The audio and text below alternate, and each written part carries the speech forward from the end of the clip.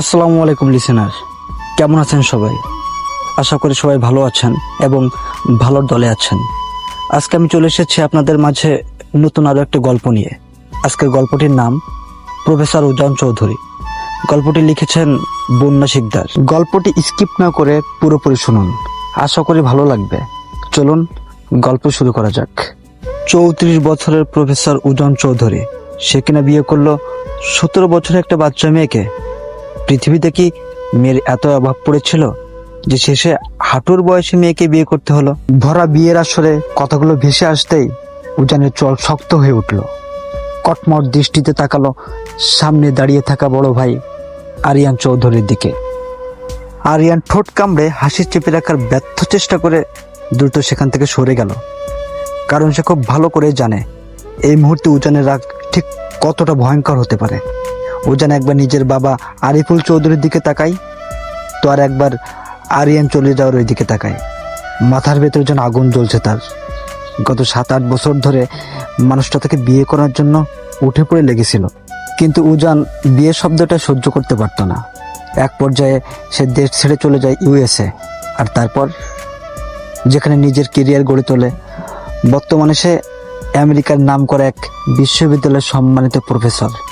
নিজের জগৎ, নিজের নিয়ম, নিজের স্বাধীনতা নিয়ে বেশ ভালো ছিল। গতকাল হঠাৎ শুনলো তার বাবা আরিফুল চৌধুরীর অবস্থা নাকি খুবই গুরুতর। খবরটা শোনার পর আর এক মুহূর্ত দেরি করেনি উজান। দীর্ঘ 6 বছর পর নিজের জন্মভূমিতে পা রাখে সে, কিন্তু দেশে ফিরতেই বুঝলো এখানে তার জন্য অন্য কিছু অপেক্ষা করছিল। অসুস্থ বাবাকে সামনে এনে আবেগ দেখিয়ে এক প্রকার ব্ল্যাকমেল করেই আরিফুল চৌধুরী আর আরিয়ান তাকে বিয়ের আসরে বসিয়ে দিয়েছে। উজান চায়নি বিয়ে করতে, কিন্তু বাবার হুইল চেয়ারে বসা অসহায় মুখটা দেখে না বলার সাহস পায়। কে জানতো সে অসুস্থতাও ছিল সাজানো নাটক। হঠাৎই কানের পাশে ফুল ভলিউমে বেজে উঠল, হুলা হুলা হুলা হুলা তু হ্যাঁ মেরি ফ্যান্টাসি। উজান বিরক্ত হয়ে পিছন ফিরতে থমকে গেল। চোখ দুটো প্রায় কোটর থেকে বেরিয়ে আসার উপক্রম, কারণ যে মানুষটা কিছুক্ষণ আগেও হুইল চেয়ারে আদমরা রোগীর মতো বসেছিল, সে আরিফুল চৌধুরী এখন নিজের বড় ছেলে আরিয়ানের সাথে কোমর দুলিয়ে হুলা হুলা গানে উড়াধুরা নাচছে। শুধু নাচি না, মাঝে মাঝে হাত তুলি স্টেপও দিচ্ছে। আরিয়ান তো হাসতে হাসতে শেষ। উজান ভাবছে সে কি সত্যি বাস্তবে আছে নাকি কোনো প্রাংশতে এসে পড়েছে। তার কপালের রক ফুলে উঠল। এতক্ষণে বুঝতে আর বাকি রইল না, এই পুরো নাটকটাই তাকে বিয়ে করানোর জন্য সাজানো হয়েছিল। উজান ধীরে ধীরে চোখ বন্ধ করলো, গভীর একটা শ্বাস নিল এবং দাঁতে দাঁত চেপে বিড়বিড় করে উঠল, মীর জাফরের বংশগুলোর মনে তাহলে এই ছিল যে উজান চৌধুরী সবাইকে মুরগি বানিয়ে বেড়াই, আজ তাকেই কিনা আস্ত মুরগি বানিয়ে ছাড়লো। আরিফুল চৌধুরী নাচের তালে তালে হেসে হেসে উজানের দিকে এগিয়ে এলেন। চারপাশে বিয়ের আনন্দ, ঢাকঢোলের শব্দ, মানুষের হইচই, সব মিলিয়ে পরিবেশটা যেন উৎসবের ঢেউয়ে ভেসে যাচ্ছে। সেই ভিড়ের মাঝেও আরিফুল চৌধুরীর মুখে এক অদ্ভুত শিশুসুলভ উচ্ছ্বাস। তিনি উজানের সামনে এসে দাঁড়িয়ে একগাল হেসে বললেন, বাবাই 3 বাপ বেটে মিলে ড্যান্স করে। উজান কিছুক্ষণ তাকিয়ে রইল। সে দ্রুত জগল কুচকে তাকায়। লাইক সিরিয়াসলি ড্যাড, তুমি আদৌ আমার বাপ তো? এক কথায় আশেপাশের কয়েকজন হালকা হেসে উঠলেও আরিফুল চৌধুরী একদম নির্লিপ্ত। তিনি যেন কথাটাকে একবারেই সিরিয়াসলি নিলেন না, উল্টো আরো মজা পেয়ে গেলেন। হেসে কাঁধ ঝাঁকিয়ে বললেন, যদি তুই 1 মাসের মধ্যে আমাকে নাতি নাতনি হওয়ার সুখবর দিতে পারিস তাহলে আমি তোর বাপ, নয়তো চাচা ডাকবি চাচা। উজানের চোখ মুহূর্তে কঠিন হয়ে গেল, চল শক্ত হয়ে এলো। সে দাঁতে দাঁত চেপে কটক্ষ স্বরে আওড়াই, আজ থেকে আমি তোমার চাচাই ডাকবো, তবুও এই বিয়ে মানব না। আরিফুল চৌধুরী এবার নাচ থামিয়ে উজানের দিকে একটু ঝুঁকে এসে শান্ত গলায় বললেন, যার সাথে বিয়ে দিয়েছি সে তোকে বুঝিয়ে দেবে তুই বিয়ে মানবি কি মানবি না। এই কথা বলেই তিনি আবার গানের তালে তালে নাচতে নাচতে ভিড়ের মাঝে মিশে গেলেন, যেন উজানের প্রতিক্রিয়ায় তার কিছু যাই আসে না। উজান এক মুহূর্ত স্তব্ধ হয়ে দাঁড়িয়ে রইল। তারপর ধীরে ধীরে সরে গিয়ে এক পাশে থাকা একটা চেয়ারে বসে পড়ল। চোখে মুখে বিরক্তির ছাপ, মনের ভিতর অস্থির ঝড়। সে বিশ্বাসই করতে পারছিল না নিজের বাবাই তার সঙ্গে এমন সিদ্ধান্ত নিয়ে দাঁড়াতে পারে। বিয়ের এই আয়োজনটা তার কাছে এখন উৎসব না, বরং এক ধরনের বন্দিত্ব মনে হচ্ছে, যাকে সে কোনোভাবেই মেনে নিতে পারছে না। তাকেই তার জীবনে জোর করে জুড়ে দেওয়া হয়েছে। ইচ্ছে করছিল একা একা চলে যেতে, কিন্তু সেটাও সম্ভব নয়। তাই গাল ফুলিয়ে সেখানে বসে রইল। প্রায় 4 ঘন্টা কেটে যাওয়ার পর অবশেষে সবাই বউকে নিয়ে ঢাকার উদ্দেশ্যে রওনা দিল। গাড়ির কনভয় ধীরে ধীরে চলতে শুরু করলো, আর উজানও নীরব অস্থির মন নিয়ে সে যাত্রার অংশ হয়ে গেল একটা নতুন অনিশ্চিত অধ্যায়ের দিকে। বাসর ঘরের সামনে দাঁড়িয়ে আছে আরিয়ান, তার স্ত্রী তুবা, উজানের ছোট চাচার ছেলে ইফাত, যে আবার তার বেস্ট ফ্রেন্ড, আর মেহের, সে হচ্ছে উজানের শালিকা, যাকে স্পষ্ট জোর করে এখানে দাঁড় করিয়ে রাখা হয়েছে। সবাই একসাথে দাঁড়িয়ে আছে। হঠাৎ শার্ট খুলতে খুলতে এগিয়ে আসছে উজান। তাকে দেখা মাত্র সকলের চোখে মুখে বিস্ময়কর ছাপ। সবাই তার কাণ্ড দেখে মুখ চেপে হাসতে লাগলো। যে ছেলে বিয়ে মানবো না বলে এখনো পর্যন্ত নতুন বউয়ের মুখ দেখেনি, এমনি আসার সময় মুরব্বীদের বক বক শুনতে শুনতে এসেছে, তবুও নতুন বউয়ের সাথে আসেনি। আর সেই ছেলে এখন রুমে ঢোকার আগেই গায়ে জড়ানো শার্ট খুলতেছে। হঠাৎ উজান এসে থমকে দাঁড়ালো তাদের সামনে, চারপাশে তাকিয়ে কপাল কুঁচকে জিজ্ঞাসা করলো, why are you here now? তার কণ্ঠে বিরক্তি আর অবাক হওয়া দুটোই মিশেছিল। ঠিক তখন ইফাত এগিয়ে এসে তার কাঁধে হাত রাখলো, মুখে ব্যঙ্গাত্মক হাসি ফুটিয়ে বলল, ইস, কি কপাল নিয়ে জন্মাইছিস তুই! তুই বিয়ে করবি না জেনেও তোকে সেই আমেরিকা থেকে টেনে এনে বিয়ে করিয়ে দিল, অথচ আমি বিয়ে করতে চাইছি ল্যাংটাকাল থেকে, তবু আমার কথা কেউ কানে নিচ্ছে না। তা দোস্ত, ভাবি দেখতে কেমন? প্রথম দেখা নিশ্চয়ই ভালোবেসে ফেলেছিস? উজান চোখ ছোট করে তাকালো, বিরক্তির সুরে বলল, আই হেট লাভ। ভালোবাসা বলে আমার লাইফে কোনো অড নাই। আর সবাই এখানে দাঁড়িয়ে থাকার মানে কি? সর ফ্রম দ্য হিয়ার, আমি রুমে যাব। তখনই তুবা মুচকি হেসে একটু এগিয়ে এসে বলল, ভাই মানলাম তোমার লাইফে লাভ বলে কোনো ওয়ার্ড নাই, কিন্তু বাসর ঘরে ঢোকার আগে শার্ট খুলতেছে কেন? সাথে সাথে পুরো জায়গাটা হো হো করে হাসির রোল পড়ে গেল। আরিয়ান হেসে হেসে বলতে লাগলো, কেন আবার? যাতে বেশি টাইম ওয়েস্ট না করতে হয়, তাই না ভাই? তবে যাই হোক, তুই এখন আমাদের 70,000 টাকা দে। উজান ভ্রু উঁচু করে তাকালো, হয় ঢং বাদ দে। বাসর ঘরে যাওয়ার আগে এন্ট্রি ফি হিসেবে 70,000 টাকা না দিলে ঢুকতে দিব না। উজান অবাক হয়ে গেল, সিরিয়াসলি? যে বিয়েই আমি মানি না, তার আবার টাকা কিসের? উল্টো তোমরা আমাকে টাকা দাও। ইফাত সঙ্গে সঙ্গে আরিয়ানের দিকে তাকিয়ে চিৎকার করে উঠল, দেখছো ভাই, দেখছো তোমার প্রফেসর ভাই কোন লেভেলের কিপটা? বাসর ঘরে যেতে চাই অথচ টাকা দিতে চায় না। ভাবি তুমি তো কিছু বলো। তারপর সে নাক ছিটকে বলল, মোটে 70,000 টাকায় চেয়েছি, সেটাও ভাগ করলে 10,000 করে পড়বে কিনা সন্দেহ। সামনে ঈদও আছে, গার্লফ্রেন্ডের শপিং করাতে হবে। মোটে 7টা গার্লফ্রেন্ড আমার। ইফাতের কথা শুনে মোহ চোখ বড় বড় করে তাকালো। 7টা গার্লফ্রেন্ডের কথা যেন তার মাথার উপর দিয়ে গেল। সে অবাক দৃষ্টিতে একবার তাকিয়ে আবার চোখ নামিয়ে নিল। ইফাত আবার তাকে ধমক দিল, এই মেয়ে কি ভাবতেছো? টাকা চাও তোমার পিয়ার দুলাভাইয়ের কাছে। মেহের চুপচাপ রইল। সে স্বভাবেই খুব কম কথা বলে, বিশেষ করে পুরুষ মানুষের সাথে। তার ভেতর একাধারে অস্বস্তি কাজ করে যাচ্ছে, তাই সে আবার মাথা নিচু করে নিল। ইফাত আবার চেঁচিয়ে উঠল, এই দোস্ত টাকা দে না। উজান ধীরে ধীরে প্যান্টের পকেট থেকে ওয়ালেট বের করলো। সবাই খুশিতে মুখ চাওয়াচাওয়ি করলো, এই বুঝে টাকা বের হলো। কিন্তু পরক্ষণেই সে একটা 5 টাকার কয়েন বের করে ইফাতের হাতে দিল। আমার মনটা বিশাল, আমি দান খয়রাত খুব ভালোবাসি, তোকে 5 টাকা দান করলাম। এটা দিয়ে সামনের দোকান থেকে একটা চকলেট কিনে খা, তবু শরীরে এনার্জি ওয়েস্ট করিস না। আর তোমরা ইমিডিয়েট আমাকে 70,000 টাকা দাও, নাহলে আমি বাসর ঘরে যাব না। ইফাত থমকে গেল, কি বললি তুই? উজান এক পলক ইফাতের দিকে তাকিয়ে আবার আরিয়ানের দিকে তাকালো, ভাই টাকা দাও, নাহলে আমি ছাদে চলে যাব। আরিয়ান সঙ্গে সঙ্গে কাশতে কাশতে প্রায় মেঝেতে পড়ে বসলো। পরিস্থিতি হাতের বাইরে যাচ্ছে দেখে তার মাথা ঘুরে যাওয়ার মতো অবস্থা। ভাই, এসব কি বলছিস? বাসর করবি তুই, টাকা তো তোর দেওয়ার কথা, আর তুই আমাদের কাছে টাকা চাইছিস? দেবে না তো? ঠিক আছে, আমি যাচ্ছি তাহলে। সে পা বাড়ালো, সাথে সাথে ইফাত আর আরিয়ান দুজনেই তার হাত ধরে ফেললো। ভাই, এমনভাবে আমাদের সর্বনাশ করিস না। আমি ফকির, আমি মিসকিন, আমার ঘর বাড়ি নাই, আর তুই আমার কাছে টাকা চাইছিস? উজান চৌধুরী বারবার এক কথা রিপিট করে না, টাকা দাও, না হলে আমি যাচ্ছি। এবার ইফাত প্রায় কেঁদে ফেলার মতো অবস্থা। ভাই, দ্রুত কিপটাকে টাকা দাও, না হলে কাল আমাদের ফাঁসি হবে। অবশেষে আরিয়ান বাধ্য হয়ে টাকা বের করলো। উজান টাকাটা হাতে ধরে নিয়ে বাঁকা এক হাসি দিল, চোখে বিজয়ের ঝিলিক। তারপর ধীরে ধীরে দরজার দিকে এগিয়ে গিয়ে রুমে ঢুকে গেল। রুমের ভেতর ঢুকতেই উজান থমকে গেল। পুরো রুমটা সাজানো রজনীগন্ধা, লাল গোলাপ আর বেলি ফুলে।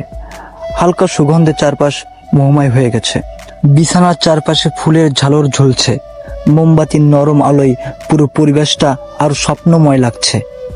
কিন্তু উজানের চোখ গিয়ে আটকে রইল বিছানার মাঝখানে। ফুলে সজ্জিত খাটে লাল বেনারসি পরা ছোট্ট করে ঘোমটা টেনে বসে আছে একটি পিচ্চি মেয়ে, তাসফিয়া মৌ, উজানের সদা বিয়ে করা স্ত্রী। মেয়েটাকে দেখেই তার বিরক্তি আরো বেড়ে গেল। এখন তার বিয়ে করার কোনো ইচ্ছাই ছিল না। তার উপরে পুস্কি মেয়েটাকে, মাস কয়েক আগে স্কুল শেষ করে কলেজে ভর্তি হয়েছে মেয়েটা। অবশ্য পড়াশোনার প্রতি মোর খুব একটা আগ্রহ নেই, মেহের না থাকলে হয়তো কলেজেও যেত না। উজান গভীর শ্বাস ফেলল, তারপর গম্ভীর মুখ সামনে এগিয়ে এলো। হঠাৎ পুরুষ কণ্ঠের শব্দ, মুখ কেঁপে উঠল। ঠিক তখনই উজান বজ্রকণ্ঠে প্রতিধ্বনিত করে, এই পুস্কে মেয়ে, বয়স তো এখনো 18-র নিচে, তাহলে কোন দুঃখে নাচতে নাচতে বিয়ে করতে বসলে শুনি? আর শোনো, তোমাকে এই উজান চৌধুরী নিজের ওয়াইফ হিসাবে মানে না, সো আমার থেকে দূরত্ব বজায় রেখে চলবে। আর এটা আমার রুম, একটা জিনিসও যদি এদিক সেদিক হয় তাহলে কিন্তু মেরে তক্তা বানিয়ে ফেলবো, মাইন্ড ইট। ময়ের ভিতর সঙ্গে সঙ্গে আগুন জ্বলে উঠলো। ইচ্ছে করছিল এখনই ঘুমটা ফেলে উঠে দুই একটা কথা শুনিয়ে দিই, কিন্তু আজ বাসরাত বলে দাদি চাচিরা 1000বার বুঝিয়েছে প্রথম দিন শান্ত থাকতে হয়। তাই অনেক কষ্টে নিজেকে কন্ট্রোল করলো সে। তবে উজান চৌধুরী নামটা শুনে তার কেমন যেন চেনা চেনা লাগলো, মনে হচ্ছে কোথাও যেন শুনেছে, কিন্তু এই মুহূর্তে কিছুতেই মনে করতে পারছে না।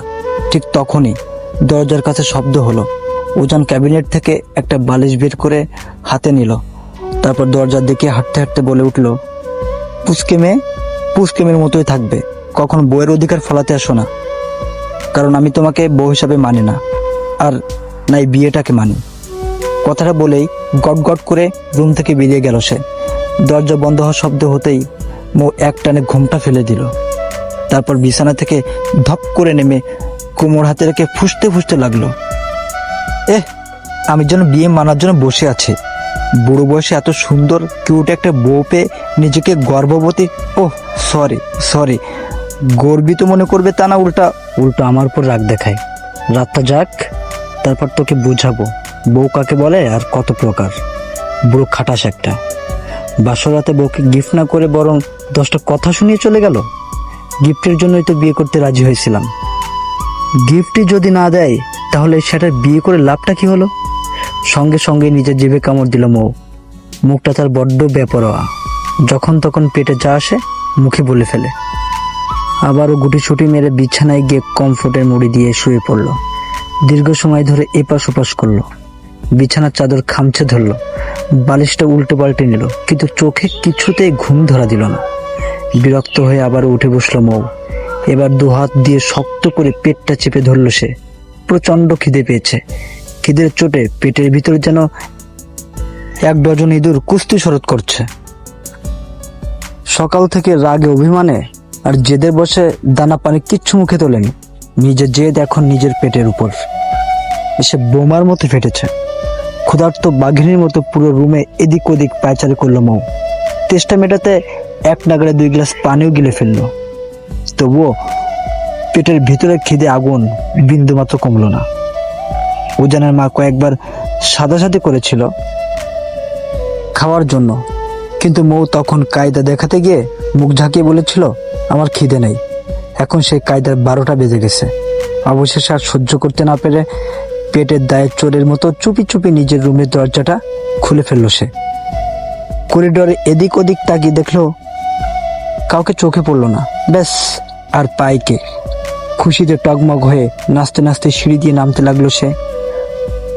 দুইবার পায়ে শাড়ি জড়িয়ে হোঁচট খেতে খেতেও কোনো মতে দেয়াল ধরে বেঁচে গেল। ড্রয়িং রুমে এসে থমকে দাঁড়ালো সে। চারিদিক নিঝুম, সবাই গভীর ঘুমে আচ্ছন্ন। পরিবেশটা অনুকূল দেখে মৌ নিজের মনে ফিস ফিসিয়ে বিড় বিড় করে বলে উঠল, যা শালি, শ্বশুর বাড়ি পা দিতে না দিতেই চোরের মতো মাঝরাতে রান্নাঘরে হানা দিচ্ছিস। ছি ছি। এই না না, আমি চুরি একদমই করছি না। এই বাড়ি টাকার আমার শ্বশুরের, আর শ্বশুরের বাড়ি মানে তো ওটা আমারও বাড়ি। সেই হিসাবে মাঝরাতে রান্নাঘরে ওলট পালট করে সব খেয়ে ফেলার পূর্ণ অধিকার আমার আছে। মৌ, তুই আজ বেশি করে খা, পারলে তোর ওই খিটখিটে খড়খড়ে জামের মাথাটা চিবিয়ে খা। মনের আনন্দে গুনগুন করতে করতে কিচেন রুমে ঢুকলো মৌ। কিন্তু সুইচ টিপে আলো জ্বালাতেই তার মুখটা শুকিয়ে চূর্ণ হয়ে গেল। এত বড় কিচেন রুম, অথচ চট জ্বলতে মুখে তোলার মতো কোনো খাবারই চোখে পড়ছে না। খিদের তাড়নায় মাথা ঘুরছে তার। খাবার খুঁজতে খুঁজতে পুরো কিচেন রুমে এক চক্কর দিয়ে যখন সে প্রায় ক্লান্ত, ঠিক তখনই তার চোখে পড়ল কোনার বিশাল ডাবল ফ্রিজটার দিকে। আশার আলো দেখে মৌ দ্রুত গিয়ে ফ্রিজের দরজাটা খুলল। আর খুলেই তার চোখ ছানা বড়া। ভেতরে বাহারি রকমের ফলমূল, মিষ্টি আর ডেজার্টে সাজানো। তবে তার অত শত রাজকীয় খাবারের দিকে না তাকিয়ে মৌর নজর গেল ওই একটু আগে শাশুড়ি আম্মার যে খাবার প্লেটটা তাকে দিতে চেয়েছিল সেটার দিকে। প্লেটের উপর ঢাকা দেওয়া ছিল। ঢাকনাটা তুলতে মৌয়ের মনটা জুড়িয়ে গেল। আস্ত একটা chicken leg piece. Chicken leg piece মৌয়ের বরাবরই মারাত্মক দুর্বলতা। বাপের বাড়িতে এই লেগ পিস নিয়ে কত যে যুদ্ধ হয়েছে। মেহেরের ভাগের লেগ পিসটাও সে কতবার পুটিয়ে পাটিয়ে নিজের পাতে তুলে নিয়েছে, তার কোনো ইয়াত্তা নেই। খুশিতে মৌয়ের চোখ চকচক করে উঠল। খাবারের প্লেটটা হাতে নিয়ে ডাইনিং টেবিল পর্যন্ত যা তস হলো না তার। কিচেন রুমের মেঝেতে ধাপুস করে বসে পড়ল সে। তারপর কোনো রাজকীয় ভব্যতার তোয়াক্কা না করে দুই হাত লাগিয়ে তৃপ্তি ভরে চিকেন আর ভাত খাবার করতে লাগলো। খাওয়া শেষ করে একটা স্বস্তি পেল মৌ। নিজের বাপের বাড়ি হলে হয়তো প্লেটটা ওখানে ফেলে রেখে চলে যেত, কিন্তু আজ তার এই রিস্ক নিল না। নতুন শ্বশুর বাড়ি বলে কথা। প্লেটটা যত্ন করে ধুয়ে একদম নির্দিষ্ট স্থানে উপর করে রেখে দিল। তারপর তৃপ্তি ভরে এক গ্লাস পানি খেয়ে যেই না ঘুরে দাঁড়িয়েছে, ঠিক তখনই উপরে সিঁড়ি বেয়ে নামছিল উজান। চোখে মুখে তার রাজ্যের বিরক্তি আর ক্লান্তি মাখানো। নিজের এসি রুম আর নরম বিছানা ছাড়া উজানের অন্য কোথাও ঘুম হয় না। অথচ আজ এই আপদ মেয়েটার চক্করে তাকে নিজের রুম ছেড়ে পুরো বাড়ি টো করতে হচ্ছে সামান্য একটু ঘুমের আশায়। একটু আগে ছাদে গিয়েছিল ঠান্ডা বাতাসে ঘুমাতে, কিন্তু সেখানকার মশার দল কামড়ে তার পিঠের চামড়া তুলে ফেলার দশা যেটা করেছে। অতিষ্ঠ হয়ে শেষমেশ ড্রয়িং রুমের সোফাটায় ঘুমানোর উদ্দেশ্য নিচে নামছিল সে। হঠাৎ কিচেন রুমের খোলা দরজার দিকে তাকাতেই উজানের পা দুটো জমে গেল। আবছা আলো আধারিতে দেখা যাচ্ছে একটা ছায়া মানব দাঁড়িয়ে আছে, যে পুরো কিচেন রুম জুড়ে সন্দেহজনকভাবে ঘুরে বেড়াচ্ছে। মাঝরাতে বিশাল বাড়িতে চোর ঢোকার আশঙ্কায় উজানের গায়ের লোম খাড়া হয়ে গেল। চোরটাকে সাইজ করার জন্য সে নিজের ভেতরে সবটুকু সাহস সঞ্চয় করলো। তারপর পা টিপি টিপি বিড়ালের মতো নিঃশব্দে কিচেন রুমের দিকে এগোতে লাগলো। মনে মনে উজান আওড়ালো, উজান চৌধুরীর বাসায় চুরি, এত বড় সাহস! দাঁড়া বেটা চোর, আজ তোর একদিন কি আমার কয়দিন লাগে, তোকে আজ মেরে তক্তা বানাবো। উজান আর এক মুহূর্ত সময় নষ্ট না করে পিছন থেকে আচমকা ঝাঁপিয়ে পড়লো। মুখ কিছু বুঝে ওঠার আগেই উজান তার শক্ত হাত দিয়ে মৌয়ের মুখ চেপে ধরলো। আকস্মিক এই হামলায় মৌয়ের জান প্রায় কবজ হওয়ার দশা। সে দুই হাত পা জুড়ে জান প্রাণ দিয়ে ছটপট করতে লাগলো, কিন্তু জিমনেশিয়াম যাওয়া উজানের পেশিবহুল হাতের শক্তির কাছে নিছক এক পুতুল। মৌ নিজের মুখটা ছাড়ানোর জন্য উন্মাদের মতো মাথা ঝাঁকাতে লাগলো, কিন্তু মুখ চাপা থাকায় শুধু অস্পষ্ট গঙ্গনের শব্দ বের হলো। উম উম উজান রেগে মেগে দাঁতে দাঁত চেপে ফিসফিসে আওড়ালো, চোরের বাচ্চা চোর, তোর এত বড় কলিজা যে তুই উজান চৌধুরীর ড্রয়িং রুম পার করে সোজা কিচেন রুমে চুরি করতে এসেছিস? আজ তোকে মেরে তক্তা বানিয়ে ফেলবো। ইফাত, ভাইয়া, কই তোমরা? কথাটা শেষ করার আগেই চোরকে বগে আনতে উজান নিজের ডান পা দিয়ে মৌয়ের পায়ে একটা জোরদার ল্যাং মারল। বেচারা মৌ আচমকা পায়ে আঘাত পেয়ে ব্যথার আর আতঙ্কে চোখ মুখ খিচে বন্ধ করে ফেললো। নিজেকে ছাড়ানোর আপ্রাণ চেষ্টা করেও যখন দেখলো কোনো লাভ হচ্ছে না, তখন উজান আরো বেশি গলা ফাটিয়ে চিৎকার জুড়ে দিল, আম্মু, আব্বু, তাড়াতাড়ি নিচে এসো, দেখে যাও আমাদের কিচেন রুমে চোর ঢুকেছে, চোর চোর চোর। উজানের এই গণবিদারী চিৎকার শুনে মৌয়ের মাথায় রাগের রক্ত চড়ে গেল। অপমানে আর রাগে অন্ধ হয়ে মৌ আর কোনো উপায় না পেয়ে উজানের মুখের সামনে থাকা হাতের তালুতে নিজের ধারালো দাঁত দিয়ে সজোরে এক কামড় বসিয়ে দিল। ব্যথায় আকাশ কাঁপিয়ে চিৎকার করে উঠল উজান। কামড়ের ছুটে হাতটা এক ঝটকায় আলগা হয়ে যেতেই মৌ নিজেকে মুক্ত করে নিল। এক সেকেন্ডও সময় নষ্ট না করে শরীরের সমস্ত শক্তি পায়ের পাতায় এনে সে উজানকে একটা লাথি মারতে গেল। উদ্দেশ্য ছিল উজানের পায়ে লাথি মারা, কিন্তু তাড়াহুড়োই নিশানা একদম ভুল হয়ে গেল। মৌয়ের শক্ত পায়ের লাথিটা শটান গিয়ে লাগলো উজানের শরীরের সব থেকে সংবেদনশীল জায়গাটা, একদম মেইন পয়েন্টে বরাবর। সাউয়ার নাতে ছাড়, আমি চোর নই, তোর বিয়ে করা বউ লাগি বউ। হাঁপাতে হাঁপাতে চেঁচিয়ে উঠল মৌ। লাথিটা লাগার সঙ্গে সঙ্গেই উজানের চোখ দুটো চড়ক গাছ হয়ে গেল। মুহূর্তের মধ্যে তার মুখের সমস্ত রং উবে গেল। ব্যথায় পুরো শরীর কুকড়ে সোজা মেঝেতে হাঁটু গেড়ে বসলো সে। দুই হাত দিয়ে জায়গাটা চেপে ধরে ব্যথায় তার কথা ফোটার দায় হয়ে পড়েছে। এতক্ষণে মগজে আলো ঢুকলো তার। যাকে সে এতক্ষণে চোরের বাচ্চা চোর বলে উত্তম মধ্যম দিচ্ছিল, সে অন্য কেউ নাই, এই বিকেলে ধুমধাম করে বিয়ে করে আনা তার অর্ধাঙ্গিনী।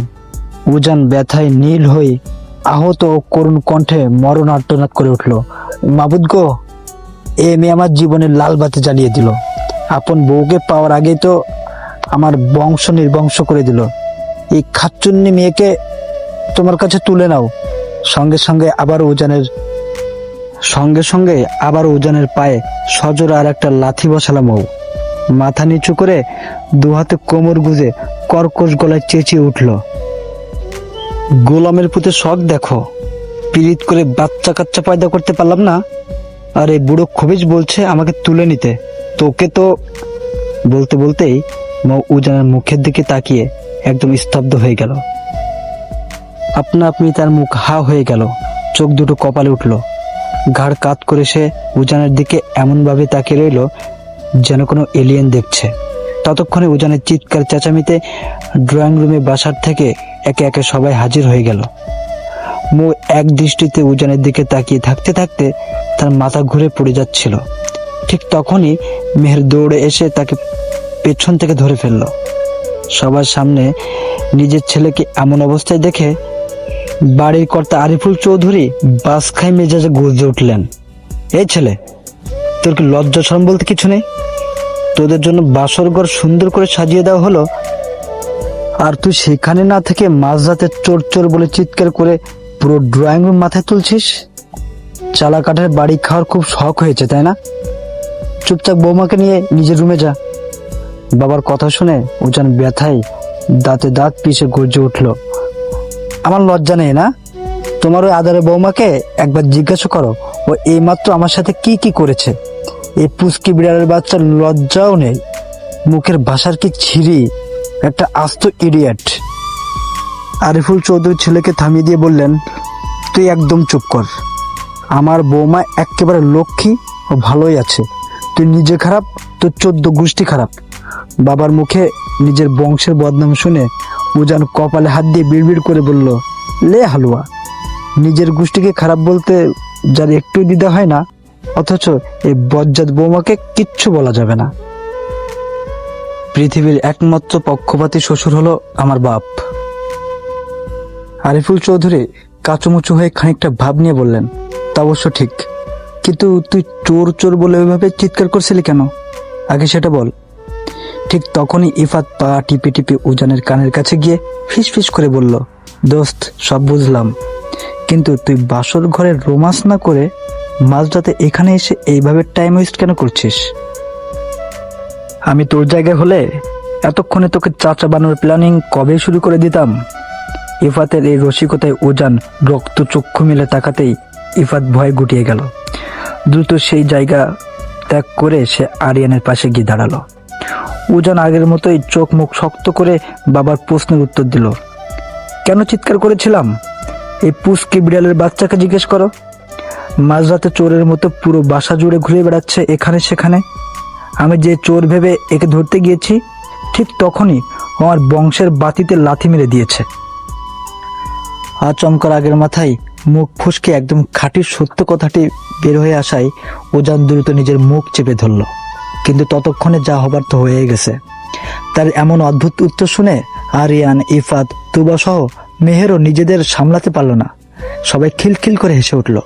হাসির শব্দের মাঝে ইফাত হঠাৎ ঘাড় বেঁকিয়ে মেহেরের দিকে তাকালো। মেয়েটা এই বাড়িতে আসার পর থেকে একটু হাসেনি, সারাক্ষণ মুখ গোমড়া করেছিল, কিন্তু এখন তার মুখের এই খিলখিল হাসিটা এক কথা মাশাআল্লাহ, দেখতে বড্ড সুন্দর লাগছে। আচমকা ইফাতের গভীর চোখের দিকে নজর পড়েই মেহেরের হাসি চট করে থেমে গেল। সে দ্রুত চোখ নামিয়ে মাটির দিকে তাকিয়ে রইল।